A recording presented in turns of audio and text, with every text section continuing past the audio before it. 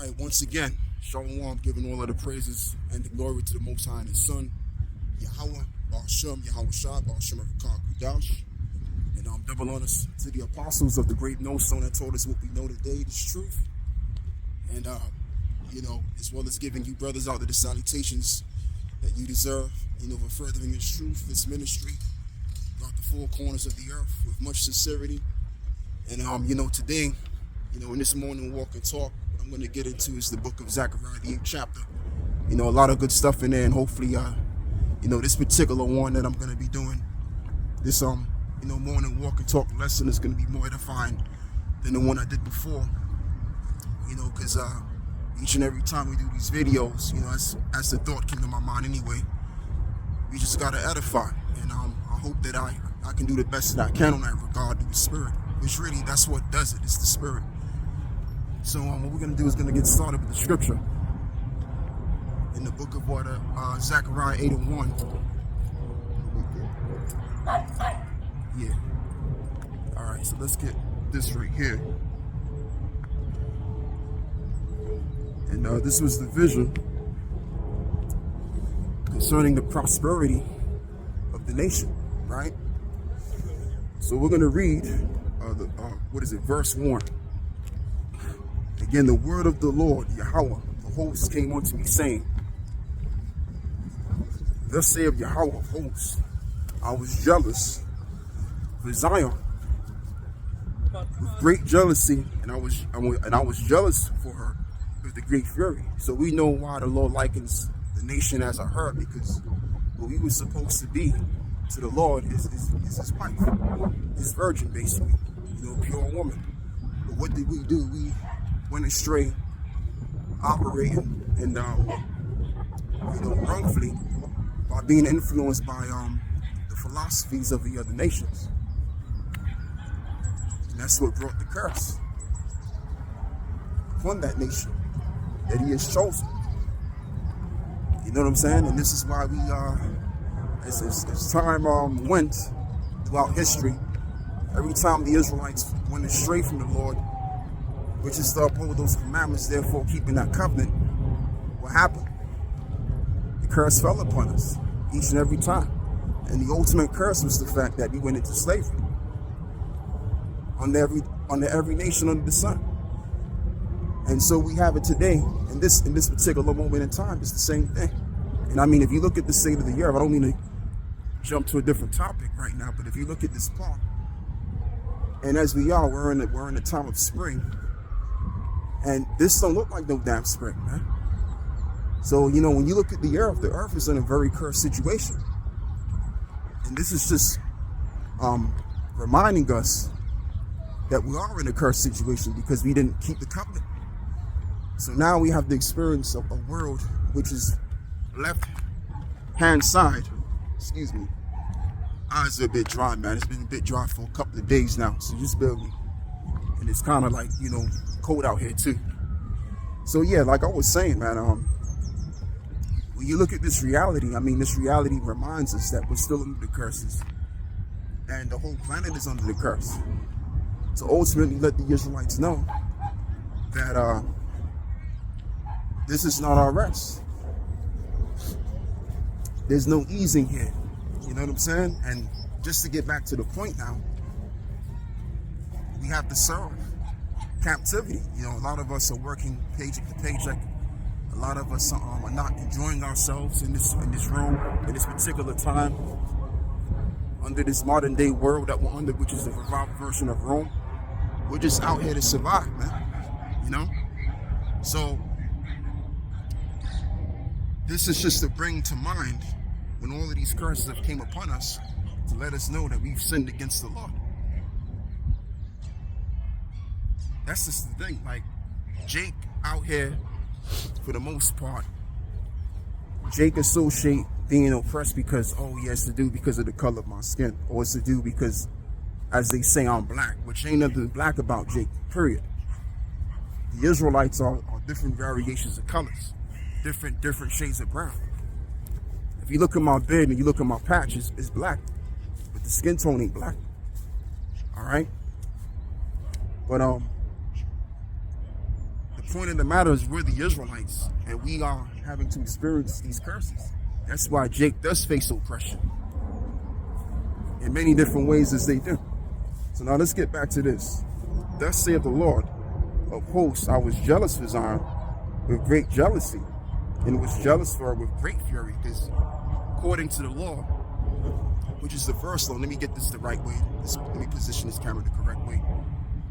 Yeah, so, according to the law, the first law is to not worship any other gods besides the living God. That was one of the main commandments. But Jake broke that like it was nothing. And so this is why we're in the situation we're in right now, currently as well.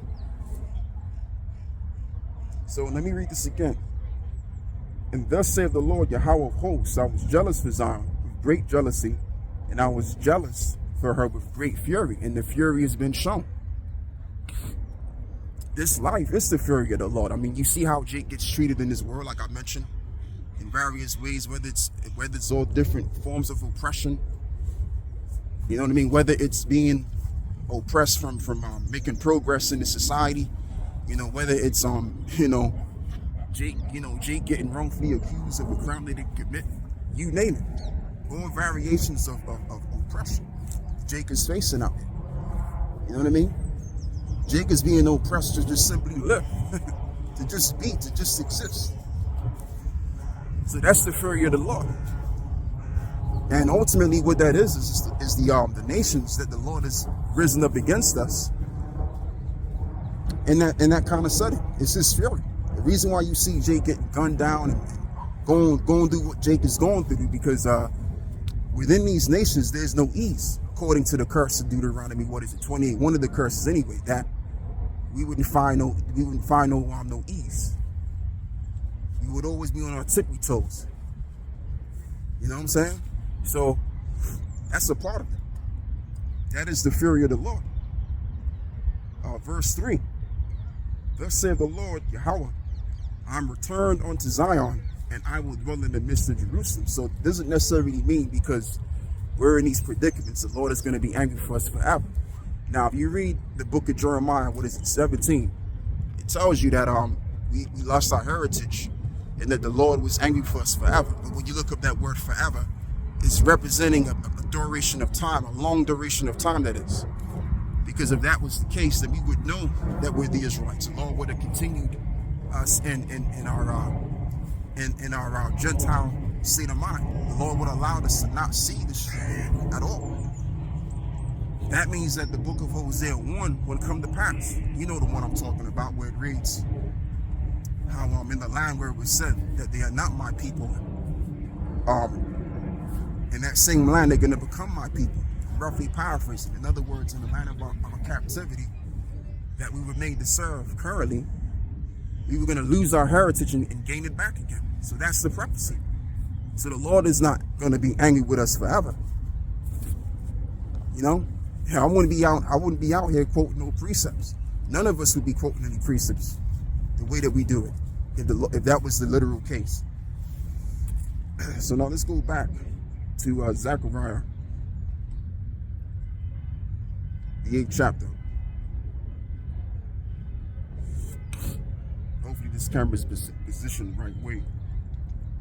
Yeah, so now let's go back and read 3 again. Thus saith the Lord Yahweh, I am returned unto Zion, and will dwell in the midst of Jerusalem, and Jerusalem shall be called the city of truth. And the mountains of the Lord are the hosts of the holy mountains. So right now, as it stands with the Holy Spirit that we got with us, which we already know, who the real Jerusalem is, it is definitely us. There's a lot of evidence on that. Prophecy basically can tell you that we are that Jerusalem, right? And it ain't those people over there in our land today acting as though they're us, taking on our face, which really, they can't even do that right. They wearing all black from head to toe. And then you got those, You got those guys that wear those big hats and shit. That looks like an afro, Those guys, man. And and there's different versions of these guys, man. You got all of them. You got all of them that's down in Israel, and you got them other nations down there too. You got those Ishmaelites down there that's saying that they're part of the what is it, man, the religion of Judaism and all of that stuff, which that's not even scriptorial. So, but the point of the matter is that we are the people of the Lord, the people of the Bible, and originally what I wanted to say. Let me fast forward. Originally, I lost my train of thought there just a little bit. What I really wanted to say is the fact that you got those people over there in the land of Israel right now that's saying that they're us, and they don't even fit not now one of the prophecies right now concerning currently, because right now the Israelites would be under the curses. When you read the book of Deuteronomy 28, they don't fit those curses. Even the current curses, they don't fit them. They don't fit not one of them. Okay, so, but most importantly, let's just say the current ones that we're experiencing, they don't fit those ones. So who would more likely fit those curses when you read those curses with a pure mind? You're gonna have to be honest with yourself and say, we fit them curses. That's why when we read Deuteronomy 28, when we first came into this thing, we thought it was talking about us, which it was. We felt connected with what we was reading concerning what Moses was saying. And when Moses spake those words, it was on the side of Jordan. And we're talking about, 3,000 plus years ago. 3,000, 300, 400, 500 years ago, as some scholars would say. And when you read those curses, we're playing out those curses right now. And we've been playing out them curses from time, but as time progressed, it just kept building and building on. Because we continued to disrespect the covenant which the Lord made between himself and the people. That's why Moses said, I record this day, I think it's Deuteronomy, 32? Where he said, I record this day that you choose life and death. That you choose life or death. So what did the Israelites do? Especially when Moses passed on. They went and chose death. What was the death that they chose? Meaning of that is sin. They chose the sin. And the ultimate thing that they did was they went under the groves, and they started worshiping those other gods again of the Egyptians, secretly.